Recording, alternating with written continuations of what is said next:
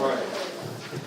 Good afternoon, and thank you for coming to the community conversation sponsored by the Louisville Urban League and Jefferson County Public Schools. The purpose of the community conversations is twofold. One, we believe, as well as the Urban League, that there are some conversations that must be had, and must be had in spaces that are advocating for our marginalized, muted, and sometimes left out students. There's no better place than to do that than the Urban League. And when I come back up, I'm going to introduce someone that is truly a scholar in this work around juvenile justice. But before we do that, I would like to bring Sam Johnson up, who's going to bring welcome and recognition from the Louisville Urban League. Hello, everyone. Hello. How are you doing? So my name is Sam Johnson. I serve as Director of Youth Development and Education here at the Louisville Urban League, and we do focus on jobs, justice, health, housing, and education. We provide direct services to African Americans and other marginalized populations to empower people to change lives in our community. So I just want to tell you a little bit about our work. Each and every day, our building is filled with people in need of our direct services. So every day we have people coming in looking for jobs that are centered for workforce development. People also visit us daily if they're looking for a home or they like to be homeowners. Our lobby's kind of slim tonight, but usually our lobby is filled with people taking advantage of the tax preparation that we're offering here at the League. As Director of Youth Development and Education, we have several youth programs that support our youth. Our Project Ready program is a college and career exploration program serving high school students. We have a Street Academy program, which is supported by JCPS, and that program serves African American boys. It serves young men, 4th and 5th grade students in elementary schools. And our GLOW program, which is one that I'm really excited about, is our newest program, and it serves middle school age girls, and it's all about Black girl empowerment, teaching girls to be liberated, and just expressing themselves. So we are excited to have Ms. Dawson-Edwards here for this community conversation. On behalf of our CEO, President and CEO, Sadiqa Reynolds, and our Urban League staff, I just would like to welcome you all. We are so appreciative to have you all here this evening in JCPS. And again, I'd like to say welcome. So thank you all for being here.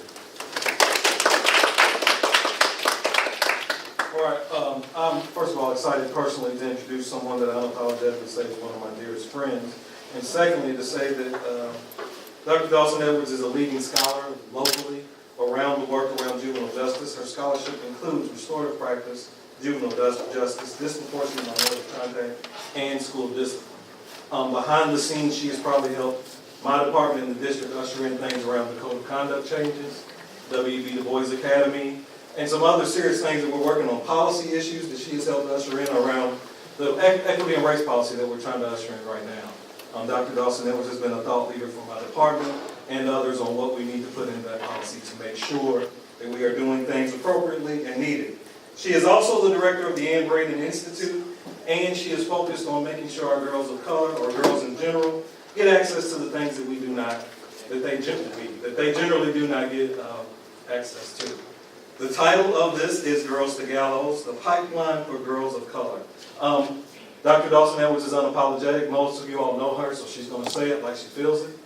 This will not just be kind of sitting here. You will be challenged. You will see some data that may unnerve you, may shock you, may not. But this is truly around the conversation. So my challenge to you is, A, take what you're about to hear from someone I truly, again, consider a scholar and a friend, and figure out where your touch point will be with the district and the community to change this pipeline that is getting more and more fluid for our girls of color. That being said, I will hand it over to Dr. Dawson-Edwards, and brace yourselves because we're about to have a good, data-driven time. Thank you.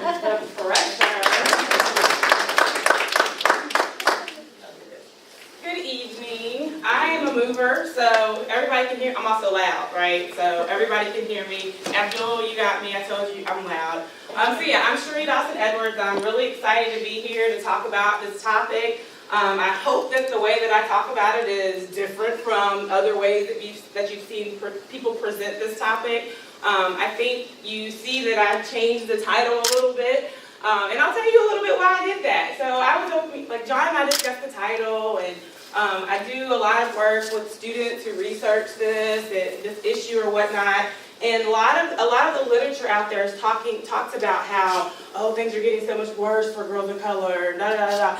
And what I decided to do is to talk about where things have been with girls of color, and then talk about where we are today. And then I made the change to the title because the systems that we're going to talk about today were designed to do what they're doing, right? And so I think you've heard that before, and that is true. And so the title switched from Girls to Gallows, how the pipeline is getting more fluid for girls of color, to the pipeline for girls of color. And you can decide based on the information that I present and what we talk about, because this is a conversation, right? Whether you think it's getting more fluid, is it worse, is it getting better, or is it just what it's supposed to be based on how our systems are set up. So I'm not going to go through every slide in specific detail, but some of this is just to contextualize where I come from. So I'm a criminal justice professor.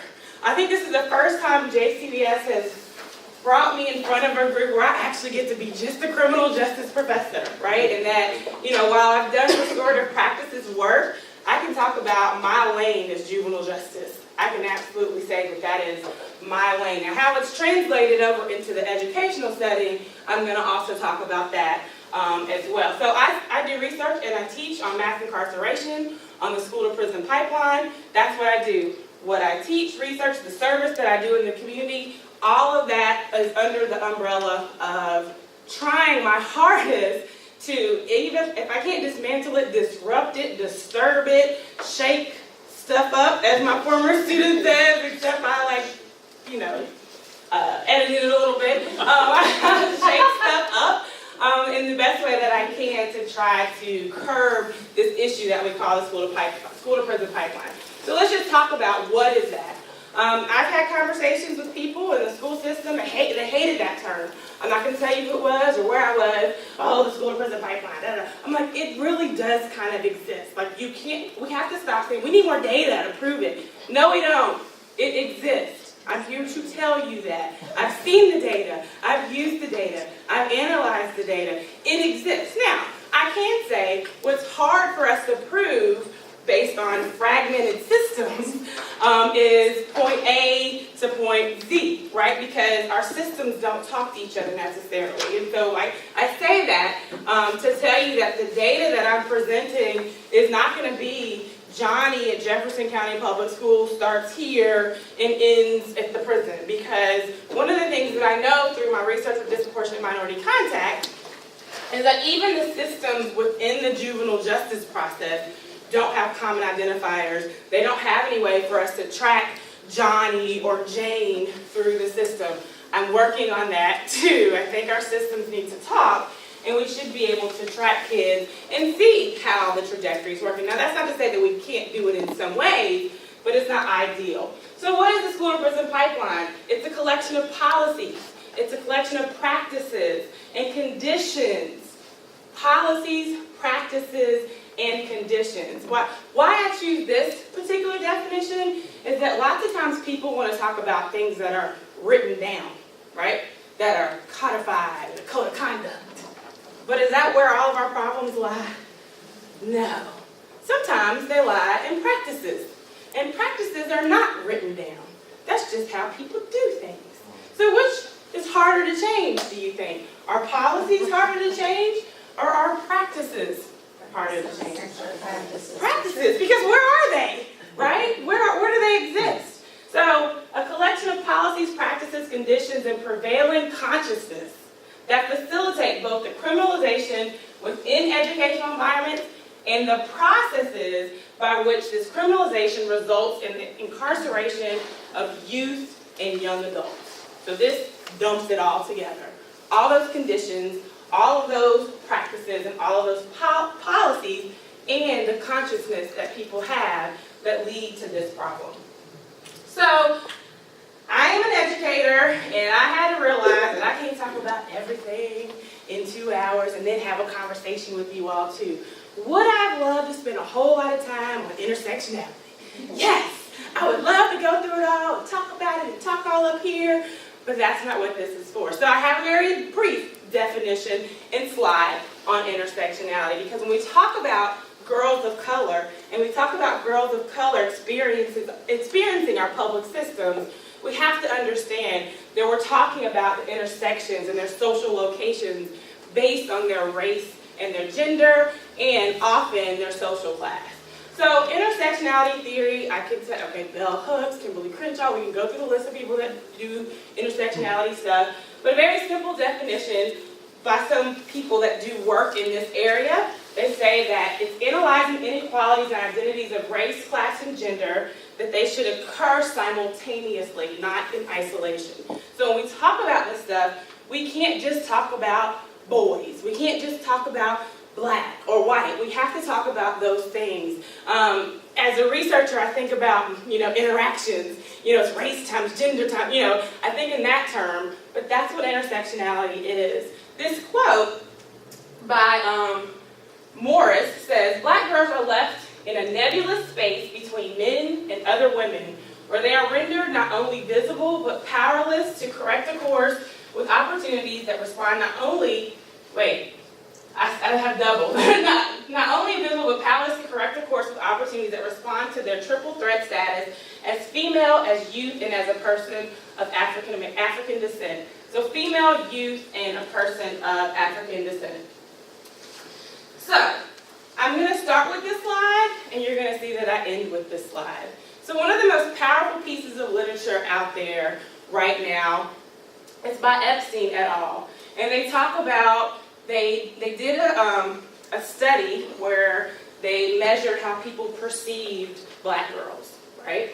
And they thought about this study in the context of adultification, which we're going to talk about in a little bit, and just wondering how people are perceiving our girls. So why is this girls of color pipeline thing important?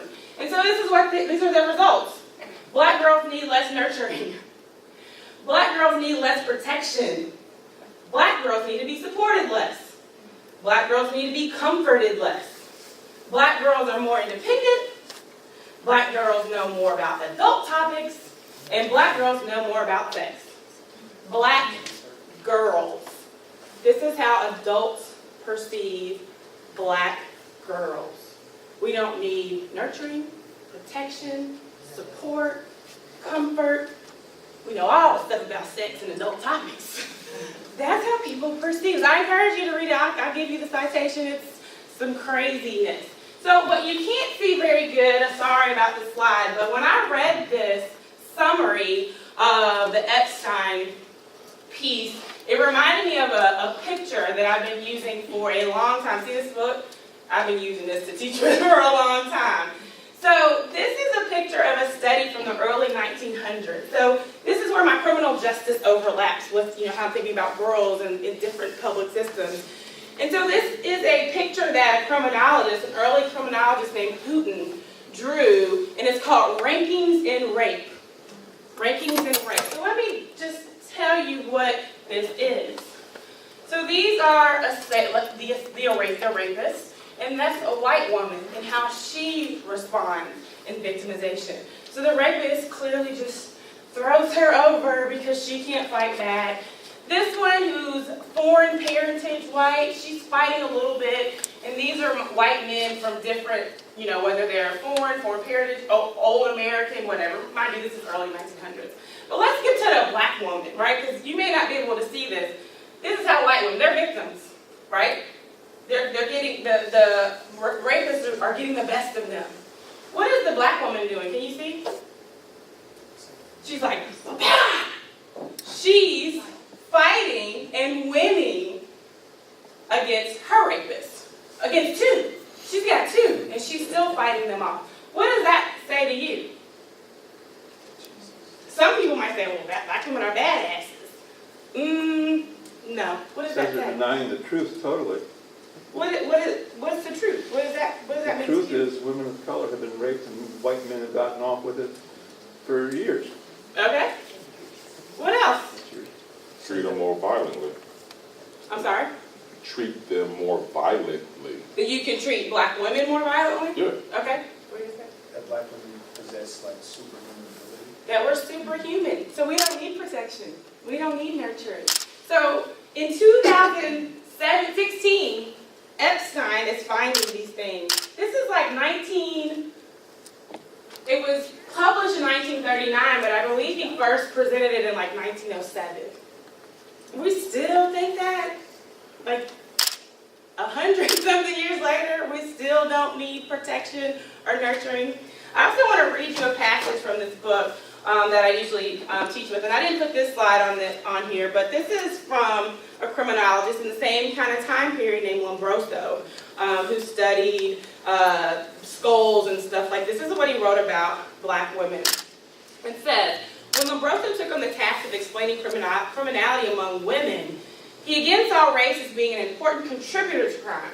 In his view, Negro women and American Indian women were seen as manly looking, a sign of atavism. Anybody ever heard of atavism?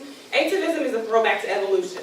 So when you start thinking about like dangerous people and apes and stuff like that, that's what Lombroso was talking about. So American Indian women and Negro women had a sign of atavism, which contributed to their criminality.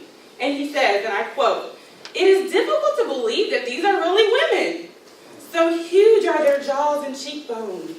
So hard and thick are their features. The skulls and brains of savage women, too, often resemble those of men."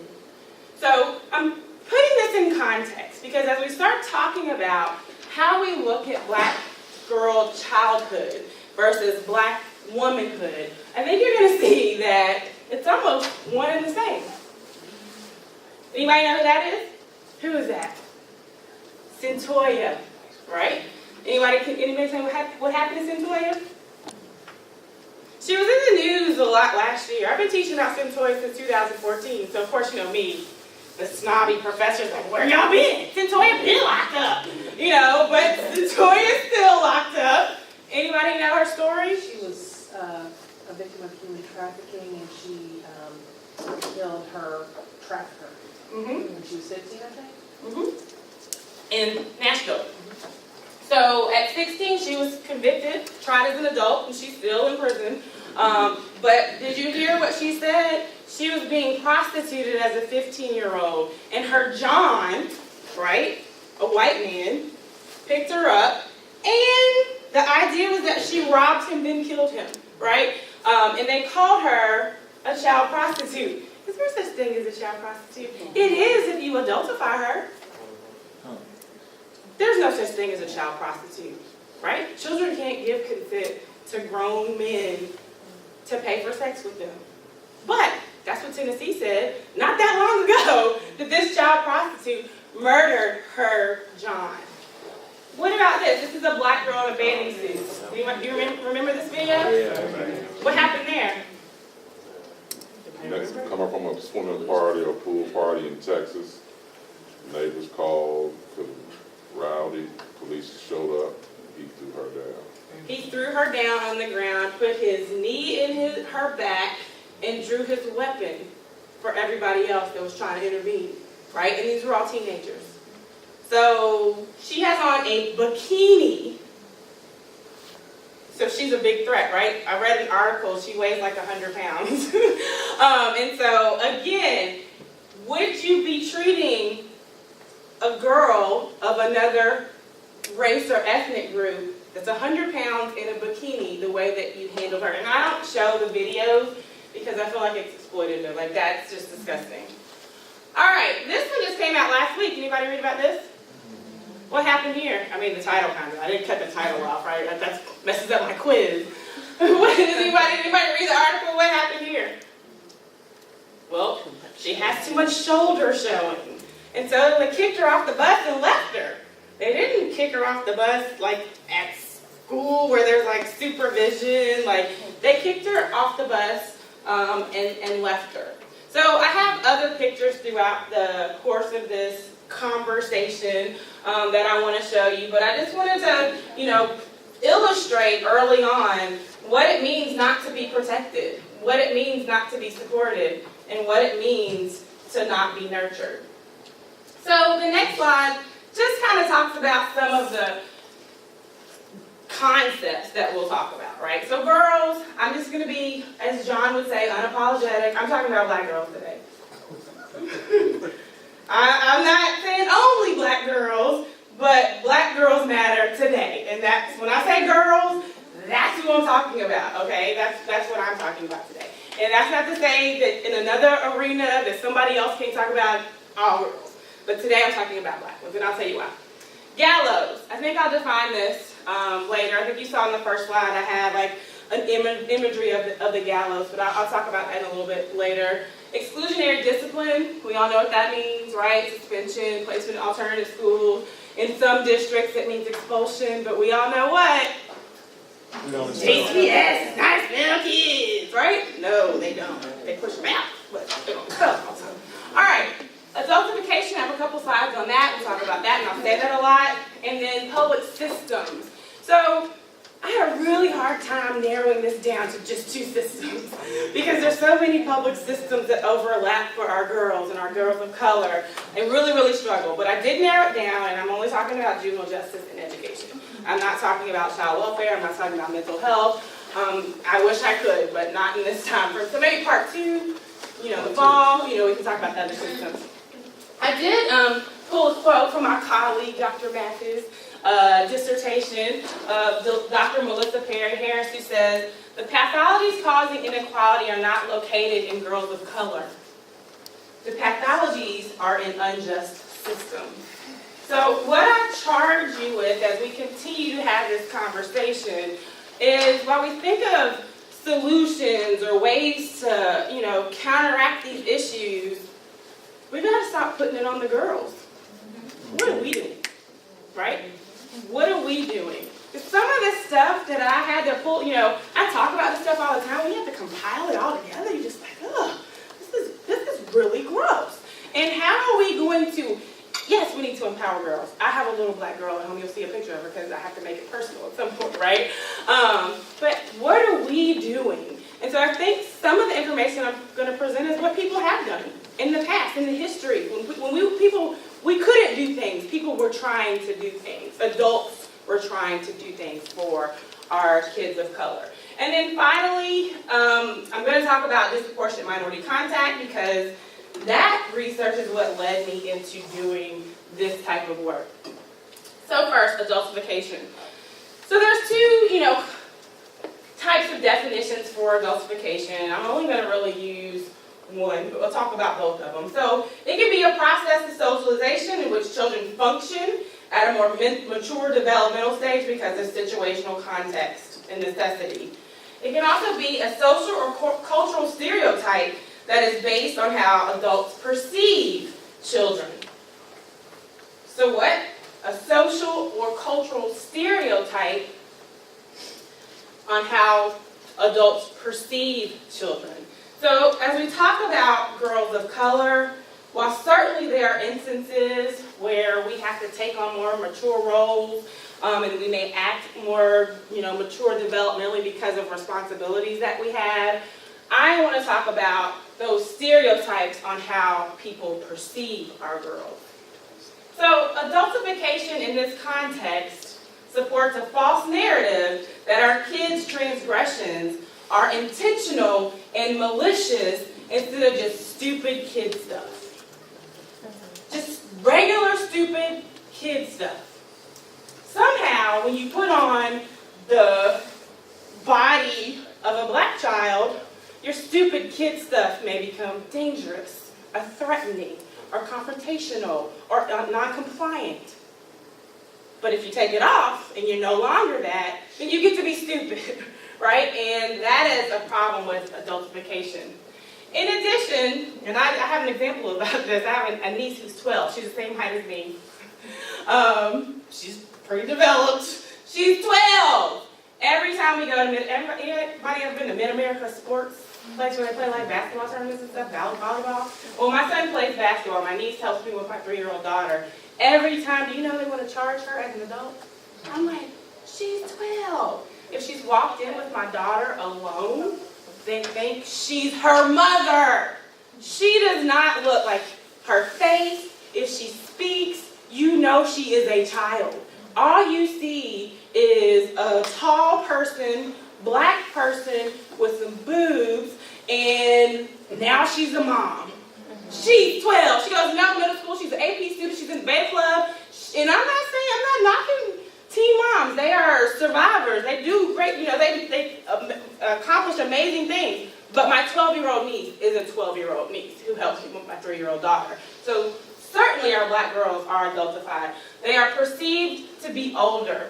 And I put in brackets here, gallows, because when I think about gallows, I'm not saying that we kill everything about black girls, but we are stripping them of their childhood when we adultify them. And we are equating black girlhood with black womanhood. And that is not fair. And I will spend the rest of my time talking about why it's not. Any questions or comments? All right. So, public systems and black girls. The first system I want to talk about is the juvenile justice system. Now that seems counterintuitive, right? Because when you think about like a pipeline, you think about like, oh, what happened that led them somewhere, right? Well, that's not what I'm doing. I'm going to talk to you about what led me to think about these things the way that I think about them. And the way that I started thinking about this stuff is through doing research on disproportionate minority contact in the juvenile justice system. So really quickly, I got this grant a couple years ago to research disproportionate minority contact in the juvenile justice system throughout the whole state of Kentucky, which only meant 4 counties. That's how the Office of Juvenile Justice, Delinquency, and Prevention define a statewide assessment is your top 4 counties that have the worst disproportionate minority contact. And then Kentucky, like, how many of you are from Kentucky? I'm from. So, what counties or cities do you think I studied? Louisville, Lexington, Bowling Green, Hopkinsville. Christian County, yep. So, Fayette, Jefferson, Christian, Hardin. Exactly. Did you read my research? You just guessed it. I mean, why do we say those 4? And we could have done Northern Kentucky too, so Northern Kentucky, but politics kept me out of Northern Kentucky. But why do you think we said those 4? Population, right? Like, there are some counties in Kentucky that have like almost nobody but white people, right? And so while we have to like measure disproportionality in all the counties, sometimes it's statistically not even significant because there's not enough black people or non-white, really non-white, right? There's not enough non-white people to measure it. So we use those 4 counties. So just really quickly, DMC, I'm going to call it DMC from here on out, is basically the overrepresentation of minority youth in comparison to their numbers of population. It is a requirement by the Juvenile Justice and Delinquency Prevention Act of 1974 that states to get federal money address DMC. And we are one of those states that has to address DMC for many reasons. But one is in 1996, our juvenile justice system was so terrible that the Attorney General had to come here and do a consent decree so we would remove kids from adult jails because we were still doing that for a long time. And we're supposed to stop doing that in 1974. And in Kentucky, we were still doing it in 1996. So what we did is we established this statewide committee called the CJ, or the Subcommittee for Equity and Justice for All Youth. And that statewide committee is designated to address DMC. And I'm on that committee. I've been on it since 2008. And that's just the kind of work that we do. So when I started, and I'll give you some results from the study in a little bit, but when I started working on DMC stuff, I thought about the years that I've taught juvenile justice. So in 2018, I started teaching criminal justice in 2002. So I've been teaching about juvenile justice for a pretty long time, right? And so I started doing this research around 2012, and I thought, wait, why don't I ever talk about like what black youth were doing? Like the history of juvenile justice talks about what white youth were doing. They talk about the child savers, and it talks about the reform schools and the wayward kids, and helping the wayward white girls, and that's what our textbooks talk about. And so I decided to start doing some research because of the study that I was doing, and I found a book called The Black Child Savers. Anybody ever heard of that book? It is phenomenal.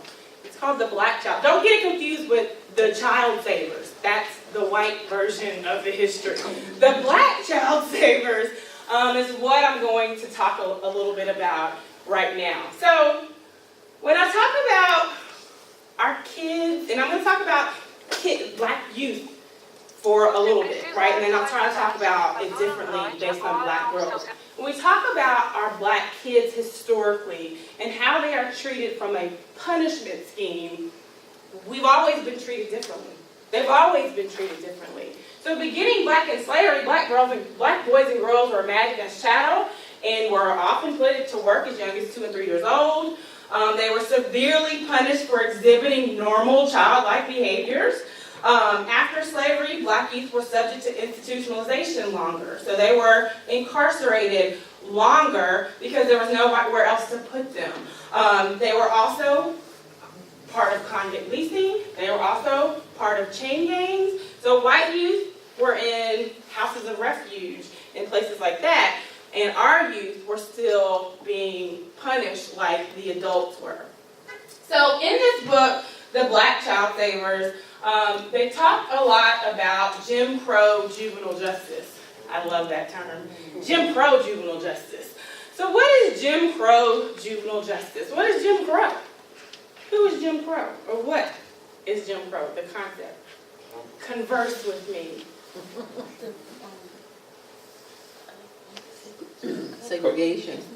Okay. Codified segregation. Okay. So after slavery, we had like the slave codes during slavery, then they just changed some words and called them black codes, and then they began to criminalize black life, right? And again, I could talk, that's a whole different conversation. But at any rate, is there any point in U.S. history where there was no racial disparity in punishment in public systems? No. So, sometimes it's kind of frustrating that we talk about this like this is new. This is not new. This is old as we are. This is as old as our country is, right?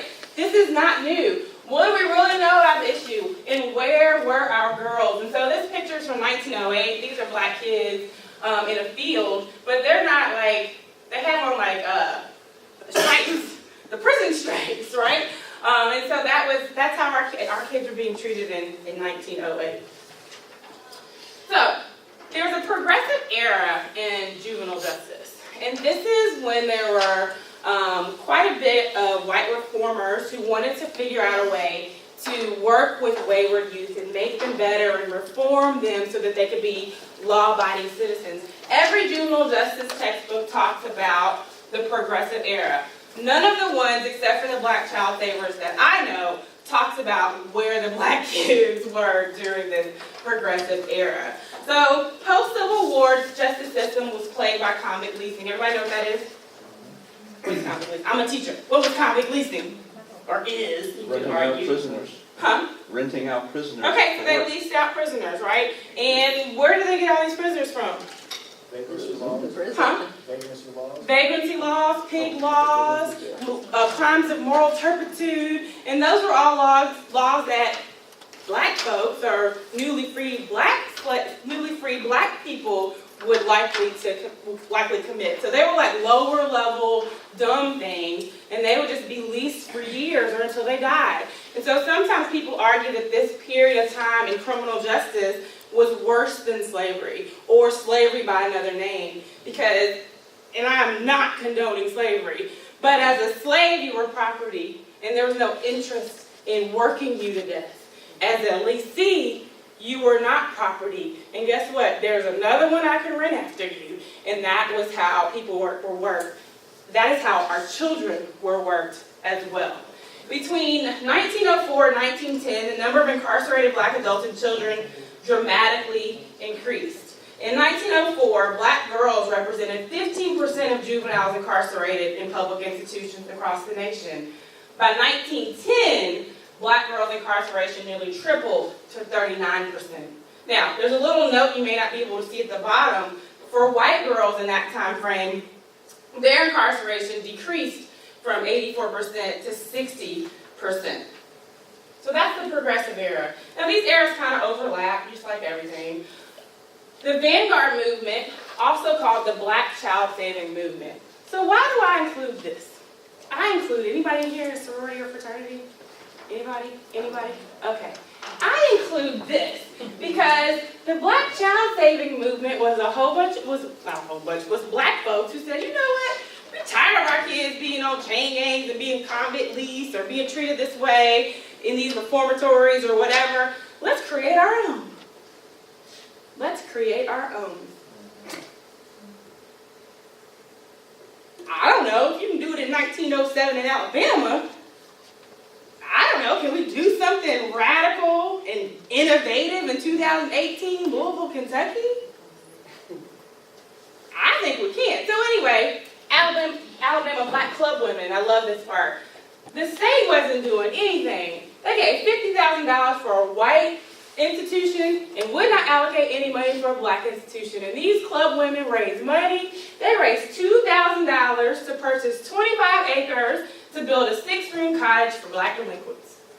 If that is not inspiring. This is in 1907. Yes? So, back to the progressive movement. That was also kind of when the Daughters of the Confederacy were really firing up. So was the increase in the incarceration of African American young women correlated with the activities of the Daughters of the Confederacy? That's a good question. I'm not a historian that's comparing that. I'm from a criminal justice scholar. I will tell you that in the Black Child Favors, he doesn't talk about the Daughters of Black Confederacy at all. But there's probably lots of things that correlate with that. I will also say that during that time frame, this is when convict leasing was on its way out. And people tend to think things like that were on their way out because people thought it was wrong. Does anybody know why convict leasing went out of favor? Unions. Unions. And federal legislation that you couldn't transport inmate goods over state lines because unions. And so convict leasing went out of favor from the 1920s until prison labor came back in the 1970s with factories with fences and the idea of rehabilitation and giving people skills so that when they leave, it was that concept. So like I said, there's lots of things that are going to be context in this that I'm not including why we no longer have convict leasing in that context. Okay, so moving forward so we can get closer to where we are today, post-integration juvenile justice, 1950 to 1970s, this kind of brings a little bit closer to talking about education because one of the things people forget about is that reformatories have educational components, right? Just like detention centers and correctional institutions have education components. So we know Brown versus Board of Education, 1954. Most of you all know a lot about education. You know that. Well, do you think they desegregated the educational institutions and reformatories after 1954? No. Most places didn't do it until the 1960s or 70s, where they declared segregation in juvenile reformatories, a violation of the 14th Amendment based on Brown versus the Board of Education. If it wasn't for Brown versus the Board of Education, I don't know when they would have desegregated juvenile reformatories. You can't see this, but this is from 1969, and it just reminds me that I just feel like, and I'm not knocking NAACP, but when we keep seeing events and flyers, and even me speaking, we're still doing the same thing. So in 1969 or 59, it's an NAACP meeting that says, it's a panel discussion. How many of y'all been to panel discussions? Right, we're still doing that. We're still doing the panel discussions, right? All right, so don't uninvite me to your next panel, but I'm just saying, we're still doing the same thing. It's 1959, 2018. What approach should be used to curb juvenile crime? Can you imagine? That's the panel we would still do today. We might not call it that, but it would be very similar, and we would just talk about it, and we would just abstract thinking about it, and they were doing that in 1959 for the same thing. So, DMC over the decades. 1983, black kids were 32% of juveniles. They made up 53% of secure detention. Does everybody know what detention? When I say detention, I'm not talking about like you got detention because you did the march the other day or you did the protest. I'm talking about you're detained. It's a jail. It's jailing. It's just juvenile detention. Is the juvenile jail. 53% in secure detention, 56% in a correctional institution. In juvenile justice language, when we talk about incarceration in a juvenile correctional institution, that's called commitment. In Kentucky, that's called commitment to DJJ, the Department of Juvenile Justice. 1991, you see numbers kind of go up. 1997, they kind of like stay a little bit of the same. And so the next slide talks a little bit more recently about 2013. And I know you can't see this very well, but I'll just talk to you about two different things. So when we talk about disproportionate minority contact, we're talking about how kids are in contact with the system at different decision points. And OJJDP, which is the Office of Juvenile Justice and Delinquency Prevention, has outlined what those points are. So they start with arrest, they go to court referral, they go down to commitment, probation, and those types of things. So this slide talks about in 2013 that black kids were 129% more likely to be arrested than white kids. And this is per 10,000 teenagers. And then the other one in this slide that's important is commitment, which is again what I said, is when you're incarcerated in a juvenile correctional institution. Black kids were 19% more likely to be committed to a juvenile correctional facility than white kids. Now these numbers are up considerably from the decade before. So that's the context of why I care about this issue and how I got here. So looking at DMC, of course, a lot of the literature talked about court referrals, where court referrals coming from, right? And a court referral is the very beginning of the process. Who is sending this kid to court? What are some different entities, or who are some different entities that would be referral sources to court? Schools. That's not the number one. Parents. Police. Yes, those are referral sources. In Kentucky, we call them complainants, because they're the people that are going to file the complaint. So that's the referral source. And so when I started looking at, who's referring kids to court, of course there was significant discussion about schools. And I wondered, well, what can we do to keep them from ever getting to my system? And so while, my presentation doesn't follow this nice, pretty pipeline, it follows my thought process and how I started working with JCPS. Because what I started doing is talking to John. I'm like, you're DDP, I'm doing disproportionate minority contact research in juvenile justice, and these two entities don't talk a lot. We operate in silos. I'm in Frankfurt at the CJ committee, it's all state level, important people except for me. I'm on the Juvenile Justice Advisory Board, a governor-appointed task force, again, people way more important than me. But don't worry, I say whatever I need to say regardless of the people I'm around.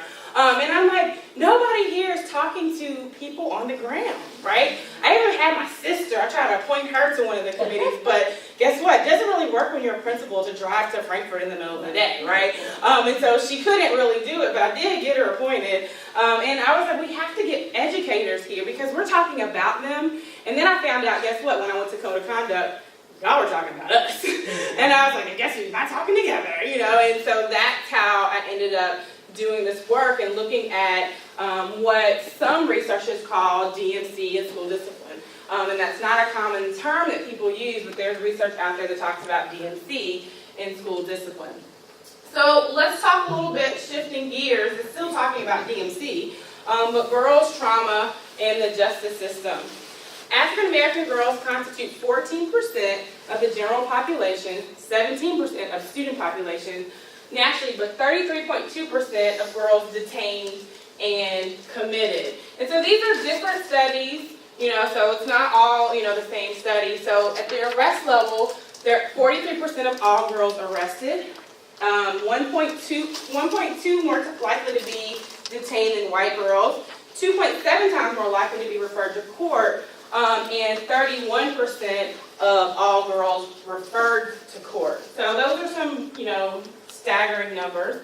What's even more staggering is that the leading cause for arrest for African American girls are often minor things such as misdemeanors, status offenses, outstanding warrants, and technical violations. Anybody know what a technical violation is? Not appearing for a hearing. So like if you're on probation or some, type of privileged punishment, and you don't follow your rules, that's a technical violation. So not showing up to talk to your probation officer, not doing something like that, those are technical violations. But even more significant is that at the decision to arrest and detain girls, it has been shown that part of why these numbers exist is that these girls are perceived to have violated conventional norms and stereotypes of feminine behavior because of some type of trauma. So I'm not going to spend time, I know you probably get plenty of trauma-informed care stuff, but I think it's important for us to look at trauma and girls in the juvenile justice. This is not just African American girls, but girls in juvenile justice, 31% have been sexually abused, 45% have 5 or more ACEs, 5 or more adverse childhood experiences. 45%. So when I go back to, are we putting this on the girls to do something? Or are we putting it on us to do something? Because girls who have 5 or more adverse childhood experiences, why do they have the burden of fixing how people perceive them? In comparison, and these are, hard to estimate, but boys in juvenile justice, 7% sexually abused, 24% have 5 or more adverse childhood experiences. So let's look at Jefferson County. So every year, the Department of Juvenile Justice, their DMC coordinator, has to do a compliance report. So some of this is from last year's compliance report about Jefferson County. The other one is based on a study that I did. So while they make up only 29% of the population, Black youth are 74% of youth detained. Black youth in Louisville also are overrepresented for the time spent in detention. So their length of stay in jail is longer than white youth. In 2014, I found in my study that Black youth in Jefferson County were more likely to be adjudicated delinquent, that means found guilty, convicted, arrested and detained, and were less likely to receive probation. Why do you think less likely to receive probation is significant? Keeps you out of jail. Okay, it keeps you in the community, but even more so when we think about diversion and probation, those are privileges. So when we look at DMC research, Black youth are always underrepresented in the privileged type of punishments, if you call it that, right? So we're less likely to get diversion and we're less likely to get probation. Okay, so another part of the study, we interviewed stakeholders. And so we interviewed stakeholders in all 4 counties, and we published an article in a journal called Race and Justice just last year on these interviews. And I just want to draw attention to, in Kentucky, this is how people think about this issue. Many interviewees perceived DMC as an unintentional consequence and rejected outright prejudice or overt racism. So it's not on purpose. It's accidental, right? Yes. Do you have a breakdown of the race of these people? We can't, and I'll tell you why. In qualitative research, when you're only doing 4 counties and the study sample was a snowball sample of people who do DMC work, you'd identify who they were, and we couldn't do that. I could do it, but we can't do it for the purposes of Do you the have an study. impression of the race? Yes. Would you like to comment? I would like to comment. That's a great question. So these are all 4 counties. So of course in Fayette and Louisville it was a little bit more diverse, right? But overwhelmingly it was probably mostly white. And that's a function of being in Kentucky and being representative of what Kentucky looks like. I mean, if I wouldn't have wanted to do a more diverse sample because it may show, something that does not ring true, and so people in Kentucky believe that it's an accident that we have this person minority contact. I want us to know that so we can figure out ways to address it. But yes, great question, predominantly white. The current study also revealed a perception that DMC was largely a law enforcement issue, which the arrest data matches, but they don't believe racial profiling is involved at all. So they're not targeting them, but it's a law enforcement issue, and that doesn't, the quantitative data doesn't dispute that. And then it also indicates racial disproportionality. Some interviewees did not perceive that it's troublesome, but instead it's an accurate reflection of who's in their community. So my original title for this article was a quote, a direct quote from a stakeholder that said, well, the black kids are just the bad. The black kids just do all the crime. And so it was like, quote, the black kids do all the crime. Then editors came back, reviewers like, absolutely not, you can't call it that. So it's called something like DMC Perceptions, something so I could get it published. But I was like, the black kids are criminals, because that's what somebody said. It's an actual quote from a stakeholder in this study. So, DMC and black girls. And so I had a conversation with someone today to make sure that this slide is still accurate. And one person said it is, and one person said it isn't. So I'm going to talk about it from a historical perspective in the sense that if there has been a change in the law, that it may not impact DMC as much as it did in the past. So everybody knows what a status offense is, right? So what is a status offense? Other than the one that I have up there. Not understand. Okay, runaway, truancy, those types of things. And what makes those a status offense? You can only be charged with it. You can only get charged with it because you're underage, right? Okay, so deinstitutionalization of status offenses was one of the core requirements of the Juvenile Justice Delinquency Prevention Act of 1974. And so they wanted us to stop putting status offenders in detention. Why would we want to do that? Why do we want to remove status offenders from detention away from public offenders who committed crimes? Jail is the best training place for a crime? Yes. And Yes. they didn't really So- commit one? While there may be some similarities in why they do what they do, but if you're only doing status things and you're not in there for status plus a public offense, why would we want to keep you in the same place, right? And why do we want to jail kids for doing things that only kids can be in trouble for? And so we've had this since 1974 to deinstitutionalize status offenders. So Cherie Dawson is a prominent researcher in girls and juvenile justice, said the deinstitutionalization of status offenses created a two-track juvenile justice system, one for white girls and one for minorities, where only African-American girls are labeled as delinquent. And so what does that have to do with delinquency? So if we can't institutionalize status offenders, how do they end up in jail? So I'm not going to show you this clip. Did anybody see that? Oh, what was it? PBS special about Beecher Terrace? Okay, Frontline, yes, that's what it was, sorry, I'm elderly, I can't remember things like I used to. And I really am, so if you don't believe me, I'll tell you my age afterwards. So, this in the corner is a clip from the Frontline special. Does anybody remember Crystal? So Crystal was a JCPS student.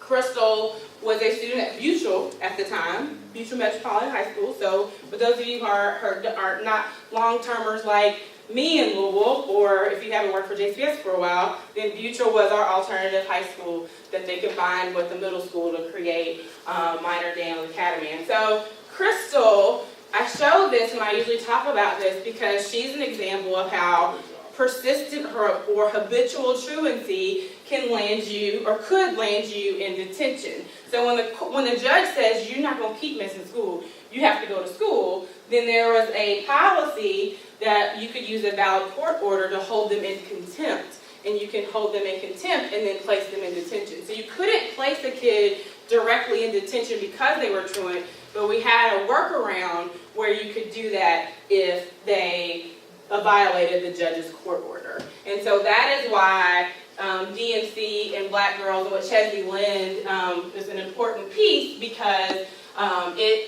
while we don't usually consider truancy a DMC issue, it becomes one when it becomes a juvenile delinquent issue by way of the valid court order. And so so like I said, I think this has changed. I know the reason that I asked is because I presented to the Governor's Criminal Justice Policy Council, CJPC, whatever, last year to change the valid court order. And I'm assuming they amended Senate Bill 200 to do that because at the time they were still able to do some of this stuff. So anyway, just so you know, in 2012, 13% of the cases detained in the juvenile population were status cases.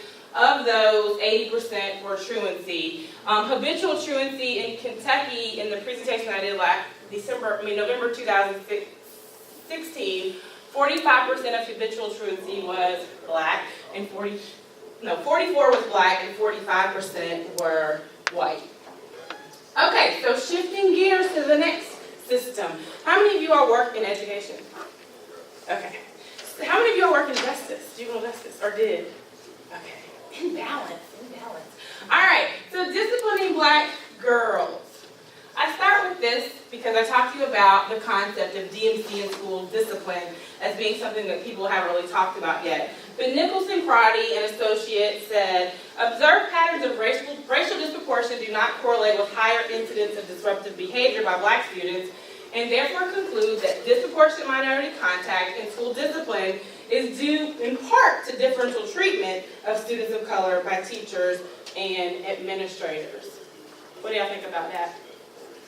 So just to contextualize DMC and the DMC in school discipline. DMC, we have these things, they're really theories, or I guess kind of theories, called contributing mechanisms. And the two prevailing contributing mechanisms are differential treatment and differential processing. And so this is talking about differential treatment of students of colors by teachers and administrators. What do you all think about that? Do you think that that is part of DMC or the disproportionality in school discipline? Sure. Yes. I want to go to a room that says no. Because that will make me feel like I should just keep pushing on. Every room that I go to, I don't care if it's my classroom, I don't care if it's a community conversation, I don't care if it's a principal meeting, people still say yes. Why can't we change this? And that's rhetorical. You don't have to answer that yet. But we all agree, like a consensus. There's a consensus. Everywhere that I've been, and it bothers me. I don't want y'all to, I'm glad you said yes, but it's just conflicting. All right, so you may know this study, Judy Vanderhaar. In education, people know Judy Vanderhaar. Judy did a phenomenal study as her dissertation, then published it as a book chapter several years later, where she looked at alternative school placement and the trajectory to juvenile detention. That is probably the closest study that I've seen locally that actually kind of speaks to a school to prison pipeline thing, right? And she found that 50% of black students experience alternative school placement compared to 32% of white students. When considering race and gender together, both black girls and boys were overrepresented in both alternative school placement and subsequent juvenile detention. If you've not read this book chapter and you are interested in Louisville and how this works for our kids, I would encourage you to do so. She does a longitudinal study. She follows a cohort of kids from the 3rd grade on to determine if their first detention was in 3rd grade versus 7th grade, how that leads to them ultimately ending up in the juvenile justice system. It's a great study. I cite it all the time. And so then, what I also want to draw your attention to, and I remember when I saw this statistic, and I knew this. I used to go in Minor Daniel a couple of days a week to do talking circles, so of course I could observe the demographic, right? But I went there, or I asked for some data in November 2017 from my Louisville Urban League State of Black Louisville report.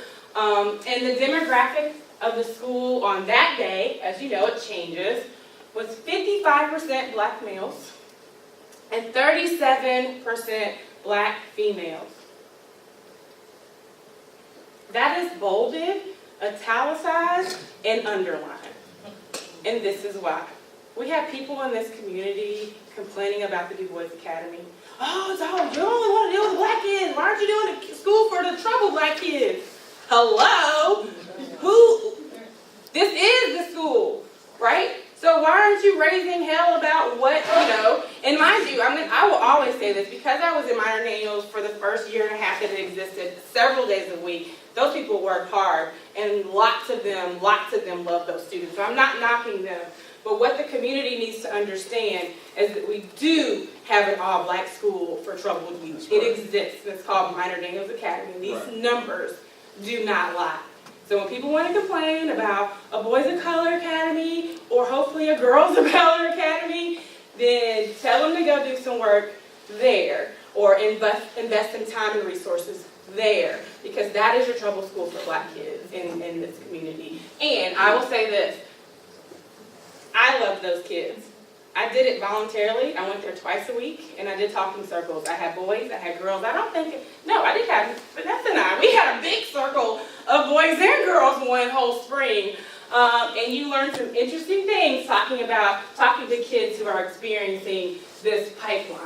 And I encourage people to talk more to kids and to give them voice, because that's why I said, what are we going to do? For one, we need to listen to them, because they have voice and they have ideas that we can't come up with. Oh, look at those kids. You might not be able to see them. But the reason that I put this picture on here is because oftentimes when I talk to groups, whoever it may be, they forget that I'm not Dr. Dawson-Edwards first. I'm mom first. And so when I talk about kids in schools, I'm talking about my kids as well. So that is me holding my then 2-year-old black girl, and then that is my then 10-year-old black boy, who is now a middle school student in Jefferson County Public Schools. And so I put this picture on here for this slide called Kids of Color, Discipline, Racial Disparities, and Outcomes, because I didn't want to just keep showing, what do you call them, clip art kids or whatever you online and Google black kids and, you get some black kids. No, I have black kids. I know what it means to have them, and I know what it means to worry about them. And this is why I'm interested in this kind of work. Although tough discipline policies resonate with the public, studies show that they are ineffective responses to school misbehavior and are not proven to create safer schools. These punitive responses are placing students at a much higher risk for entering the juvenile justice system and ultimately the criminal justice system. And just for statistics' sake, here's just a couple of bullets that talk about school discipline and those disparities. Minorities comprise of 39% of the U.S. public school population, but make up 75% of law enforcement referrals and 79% of arrests for offenses occurring at schools. Grades K through 6, and it says subsequently it continues from grades 6 through 9. African American students appear to be overrepresented relative to their proportion in the population among office referrals. Y'all can say duh, because that's what I say every time I read this, right? Duh. All right, African American and Latino students are overrepresented in suspension, expulsion rates relative to white students at K through 6 and 6 through 9 levels, but are underrepresented in severe administrative decisions such as detention. So when I paused and talked about privileged punishments in juvenile justice, detention arguably is a privileged punishment in education, and guess what? Our kids are underrepresented in that privilege as well. People are like, privilege is still a punishment. Yeah, but it's not as big as getting kicked out of school, just like it's not as big as going to jail. It is a privilege in those punishments. This next slide. Suspension and expulsion rates are highest among black boys first, American Indian and Hispanic boys next, and then black girls. So our rates, and I say our, that's my daughter on there, our rates are higher than white boys. So I don't know if you can see this. This is Officer Slam. Do you remember Officer Slam in South Carolina? What happened with, this is a great audience to do this with. I do this with my students when I teach about conflict. What happened with Officer Slam? This the girl who had the phone and she wouldn't stop using? Yes. And she got slammed for it? Okay. So, yeah, keep telling me, because I like to hear different perceptions of this. I thought this student was supposed to be removed from the classroom and I think wouldn't or something like that, and then the cop or security guard put hands on. He was an SRO. He was a school resource officer. Well, she had the cell phone and she put it away. And then the teacher still decided to bring in the resource officer to handle the situation. Okay. Basically, it's just a battle between an adult and a youth. So when I pull this slide up, or not this slide, but that picture up in my class, so I teach criminal justice. Who do you think's in my class? Pre-comp. Pre-cops, right? So can you imagine how this conversation goes down? But it does, it goes down, it's fine. So it's a majority white class. Sometimes there's more men than women. Surprisingly, we have more women in my class. And I teach senior seminar, which is the last class they have to take before they graduate. So they have to see me because I'm the only one that teaches it. Why I include stuff like that? Because they're not going to learn anywhere else. So I actually showed them the video, and I asked them, what is your perception? And what do you think they say? That's why I wanted to know what you all say, and I like what you all say better. What do you think they say? Yeah, she should have put her phone away. Right. And so the reason I show this picture, even though you can't see it well with the screen, that's her arm, right? She struck him. Honey, you flip over my chair, you see all these limbs, they're going to go, it's probably going to strike you, right? You're probably going to get struck. But not in the same sense as I punched you, but yes, I'm falling, I'm going to flail, right? And so it's so interesting how different people perceive this. And the reason I put this up here is because her offense was not complying with the teacher telling her to put her cell phone away. Her offense was not fighting, it was not assault, it wasn't striking a teacher, it was you didn't put your cell phone away. So you educators, tell me what other options would be before escalating to bringing in an SRO or an administrator into your classroom for a 13 or 14-year-old not putting the cell phone away. Calls the counselor's office, Okay? But she won't get up. a call to the counselor's office, maybe having the counselor come to the classroom. Okay. Quick conversation. I just had this situation today. Just had. What did you do? Little boy went up with his phone up. He's addicted to it.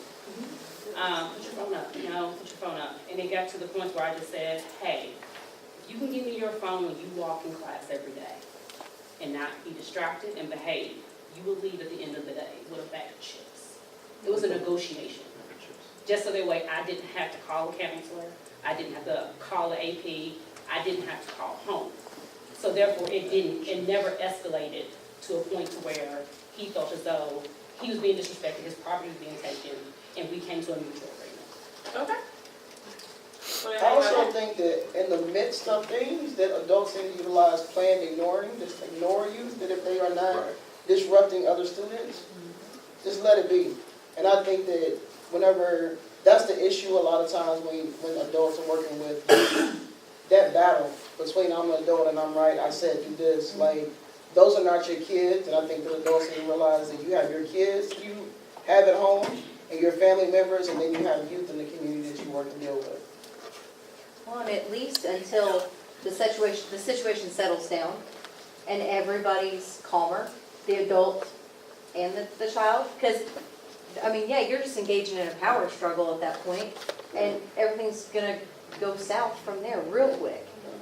Let everything settle down, then have a conversation about some kind of negotiation, but like making sure the teachers in your building understand how important it is to do that. And, not ignore it maybe every single day, all the time, but like, let's wait till we're all calm. Right, but in the Let's have a midst of things, you can't have a battle with a teenager. Like, No. adults, you are not, No. Oh, I agree. it's not gonna happen, especially not a black female student who, as all these other things that the statistics are telling us, like, you're not gonna win that battle when a lot of times what is it hurting for a child to have their cell phone now? So my next, But that may be leading to that, and let's just phrase this. I've never had to put my hands on a child that didn't physically attack me first. So I've never had to do that. This is not an issue, but do you think we're setting up the youth up for failure in society? Because guess what? We have planned ignoring, we have deals, we have bargains, we have things we make with it, but then when they hit the streets, guess what? There is no planned ignoring, there is no second guessing, there is no stopping. Now, we can argue that all day long, but a police officer, and being from a family of officers, police officer, when they ask you to do something, compliance is expected because it could be his life. He's going home safe at night, and that's the thing of it is. Now, I don't agree with snatching the kid out of a chair or a cell phone. In our school, we have planned ignoring, we move on, we teach, we take care of it later.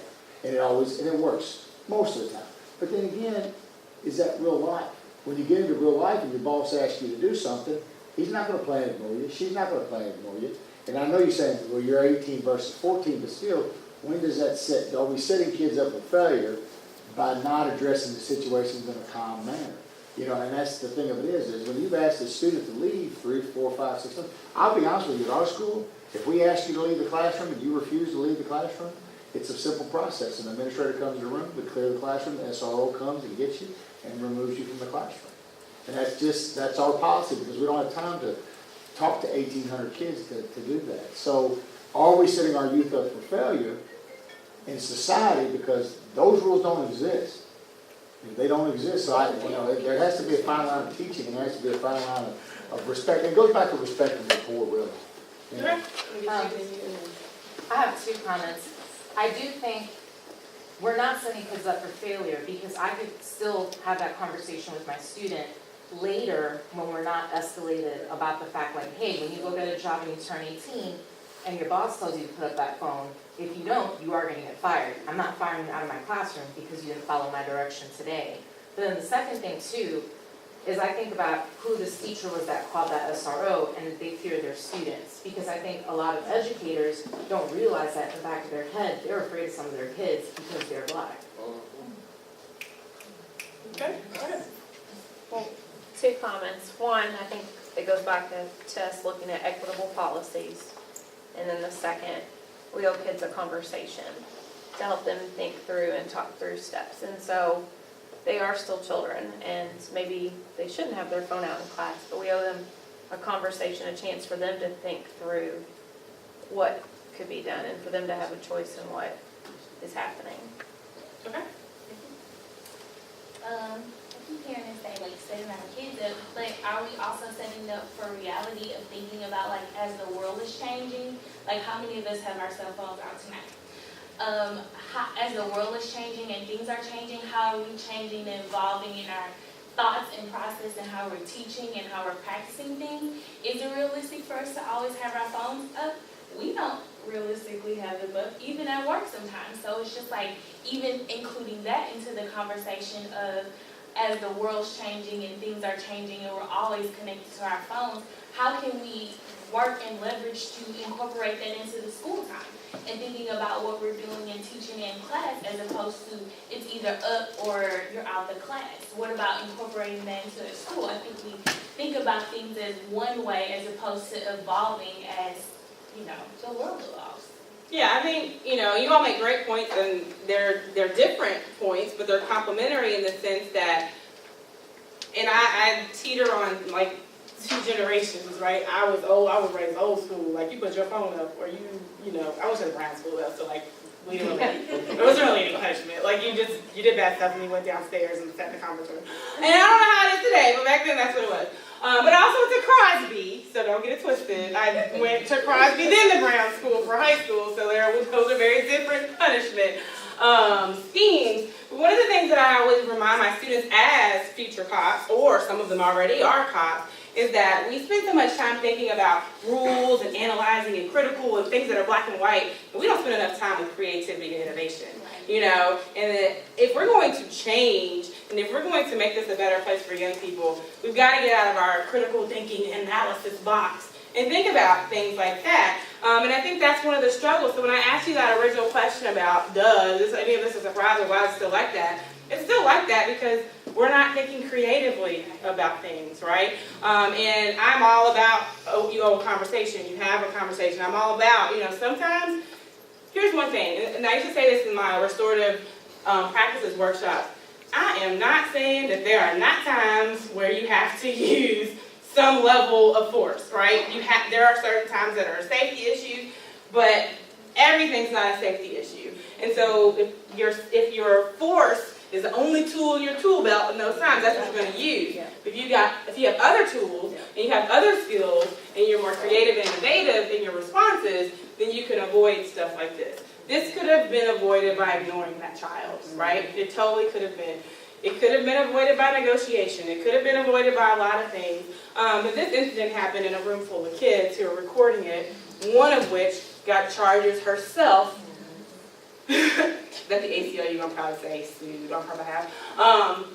But yeah, so that was, that's a different situation than where you say you pull, remove all the kids and move on. So thank you all for the conversation. But I put that slide up here because this is talking about those lower level subjective behaviors. And based on all of your responses, you viewed that incident potentially differently, right? Which makes it subjective.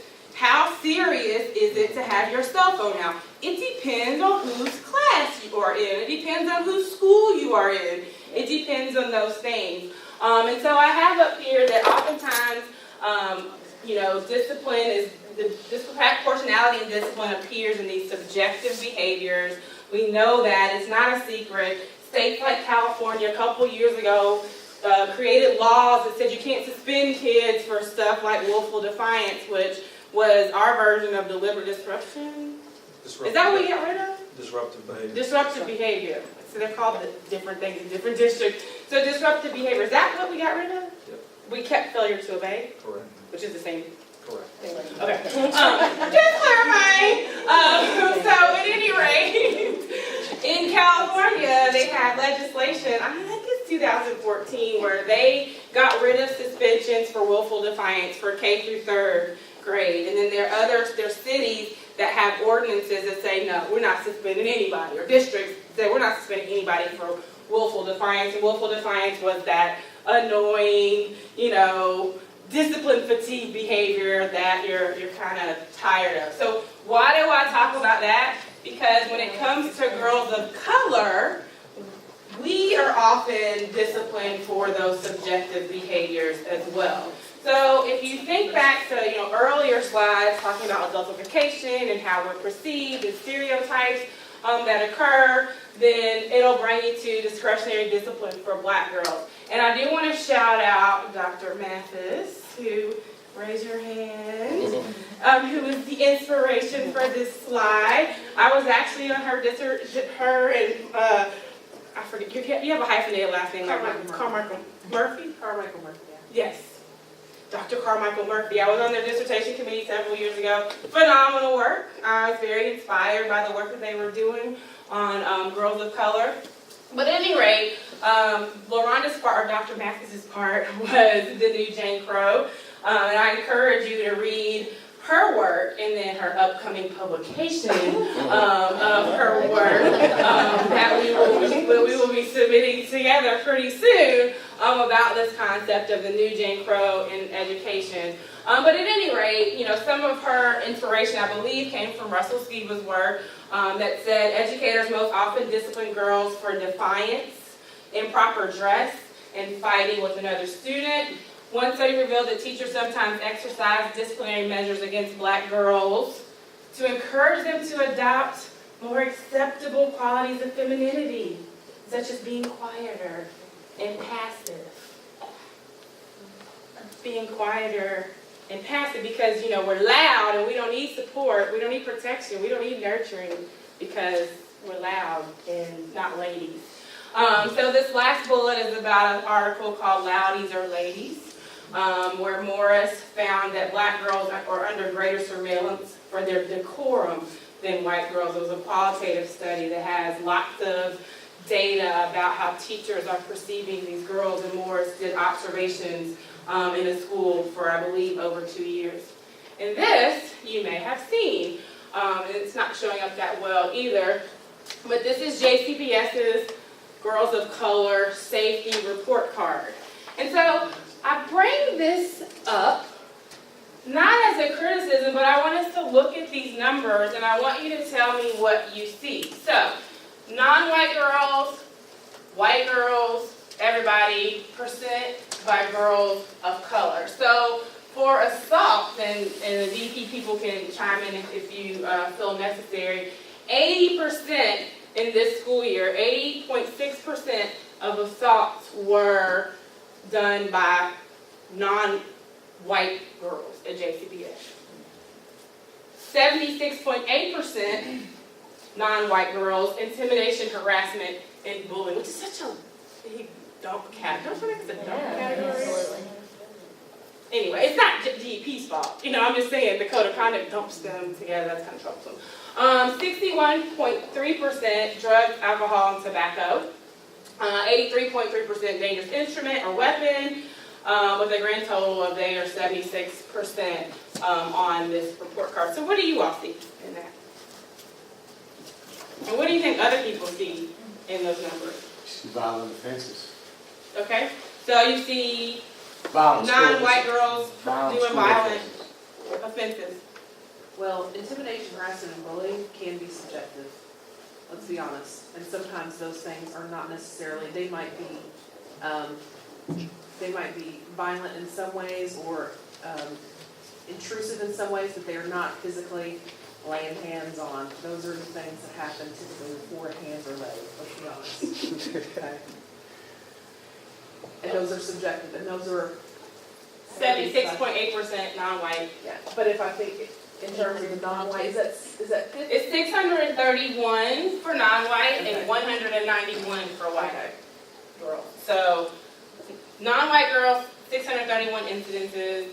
I'm assuming DP, because this is y'all's report card, that those could be the same kids, or they're just the reported incidences? Reported incident. Okay, that's what I thought. So, that one in particular, and I'm glad you pointed out that that was a more subjective one. But seriously, only 191 incidences of white girls doing bullying? Like, look, Snapchat, let's talk about some Snapchat. Because if we want to be real about all the incidents that happen, there's a whole lot, man, it's like a black hole of nonsense. Go ahead. Well, there's that NPR article that was published, I can't remember when, but it basically was tracking, like it literally scanned preschool teachers' eyes, and it looked at how many times they tracked black students, I think specifically black boys in this case versus white kids, and literally their eyes were almost always more on the black male student. So that makes me wonder, like, yes, I can see these numbers and I can automatically assume, oh yeah, well, all the non-white kids are the ones running amok, but is it that, or is it that that's what's being noticed and reported? So in criminal justice, we call it the self-fulfilling prophecy. So the same thing with racial profiling. With bullying. If you're looking, that's where you're going to find it, right? But if you're looking for the black person shoplifting, you're going to find black people shoplifting, but you're not going to see the white people shoplifting, right? So it's kind of the same concept. I actually had this exact same conversation today about a couple of my buses, because I keep getting bus referrals on these same few particular kids, and it's 2 black girls, 1 black boy. My, I guess, concern, I don't know if that's even a word to name, what I'm thinking is that they're black bus drivers, but they're still, and I'm thinking like, come on, really? I even had a conversation with one driver like, you cannot tell me that these kids aren't causing these same problems, because you never give me referrals on these kids. I keep getting referrals on these kids. So I've got the same issue with my black drivers as I do with my white drivers, but they're doing the same thing. Like I've watched the bus video, and their eyes are going to the same spots. Why do you think that is? Because we get the same thing in criminal justice. Yeah, go ahead, Ahmad. No, I'm just saying, like, whiteness is a system, so nobody's inoculated. I can be anti-black and be black. So, Zora Hershey said, just because you scan for it, don't make you can for it. So yeah, so I mean, just to age myself, when I did my master's thesis in racial profiling, as a young scholar, I was all like, oh, the police are racist. And then I was like, wait, the black police are doing the same thing, and so that is prevalent in all of our systems. It doesn't matter who is doing the surveillance, it's the same concept, right? And so when we talk about these issues, that's why, that's the perfect reason for this to not be talked about as individual racism, right? That it's a bigger issue than that. And when we talk about issues with kids of color or whatever, if people can accept that we're not calling you racist or whatever, we're calling these systems and these structures out for what they are, and we're all a part of these systems and structures, right? So that's a great example of why we have to have these conversations and not be, sensitive about the different colors of the actors, because the actors can be the same race, and it doesn't matter. Go ahead. I'm also interested in just, these are like more of the harsher codes, like your bullying, your verbal bullying and language. If the numbers would look any different, as maybe somebody coded as profanity, or like you're inciting a fight, but not coding as bullying. Like, just what would those numbers look like? Because I know at the elementary level, I try not to jump to a harsh code. They're really young. But I just wonder at the high school level, is there a difference in coding with races? Because it goes back to that perceived you're looking for certain behaviors. So I think that's the question, the million-dollar question, the mere fact that it can be jumped up. So bullying, profanity could be inside of that bullying and harassment. Just me cussing you out, calling you everything but a child of God, can actually go from, depending on how I feel, from profanity to that, but nothing's changed. All I really did was cuss you out, but depending on how I qualify that, depends on if you make it in that. Yes. Do you remember in the code of conduct, which one was it? The second one, wherever that was. I was on 2 committees and a review committee for 3 iterations. And the second one, we were having trouble with the media about us not making profanity a suspendable offense. And they were, teachers were like, but if they cuss me out, and the argument was that, well, then you could, like if they're cussing you out and threatening you, that's not profanity. That then should bump you up. So it was more about helping people define where they put things, and we got a lot of resistance for trying to do that. And so you're right, but I don't know that it's gotten any better at how people are like. Still subjective. Yeah. A kid could stub their toe and say the F word, and the teacher be irritated at them. Or they could down F you up. Yes. Or they say, I hate that D, as they're walking out of the classroom because they got ejected anyways. Oh, they just harassed me. No, they didn't. They didn't look you in the face. They didn't say anything to you. They're mad. They're a kid. They're walking away. You ask about, somebody said quantitative, how do you put a tag on? When you really start to read the code of conduct, and you actually read it, and read the description below it, you can almost fit them inside there when you're talking about those things. Because sometimes you just say profanity and vulgarity, and then you start to read it, or you look at sexual activity, and you read it, and you really start to get a clear definition of it. Because on those things right there, I get the intimidation, the bullying, and harassment. That's subjective. Assault, I'm thinking that's pretty tough. Once you read the definition of what an assault is, it's pretty hard to categorize it somewhere else. I guess you say you had a fight was an assault. And that's. Well, I think some juvenile justice actors would argue with you on that. There's lots of things that come to the system as assault, and we're like, that was not an assault. But go ahead. Yeah, I was just gonna say all of it is so subjective, and I used to work at the court designated workers office. Our office, we got all criminal complaints, so we would actually read the actual story of what happened. Mm-hmm. And when you read it and you read what is associated with it, it's just like, really? Like, that's what we're gonna do? Right. And and that's what you see. And a lot of times, sometimes what you would see is, I would actually go to the detention center and process a youth, and maybe then 3 days later come to the office and the same offense happened with the white youth, but this black youth was sent directly to the juvenile detention center, and this white youth got a complaint. And so, like, on all levels, all that is subjective. Assaults, back in the day, I used to get in fights in school. I never got sent to jail for it, but now it's automatically an assault. And so it's like, we have... And I think that's hard for adults to be vulnerable enough to say, I'm not the one that this kid wants right now. So also, my response would be, who are the mentors in your building? Who are the adults that kid can connect to? And if there isn't one, then we need to create systems where there are adults that our kids can go to and talk to. And I found that that's a hard conversation sometimes, especially with adults and especially administrators. The adults in the building feel like they have to solve everything, right? They have to know how to do They have to know how to solve everything and put out every fire. And sometimes it's okay to say, you can't put this fire out. Maybe this pastor at this church can put this fire out for you. Okay, so I'm running out of time, but I have one slide that I have to talk about because I love this study. I don't love it for some reasons, but I love that they did it. And so we're talking about girls of color, and there is a study by Blake that talks about colorism, right? And how colorism affects discipline as well. So what is colorism? It is, the stratification of racial minorities based on skin tone or secondary racial features. So even though Lombroso's horrible description of black women earlier in my conversation was horrible, there are some secondary racial. I have a nose, right? My nose is prominent. That is a secondary racial feature. And so Student skin tone in this particular study was coded as dark skin, dark brown skin, medium brown skin, light brown skin, white and Latino.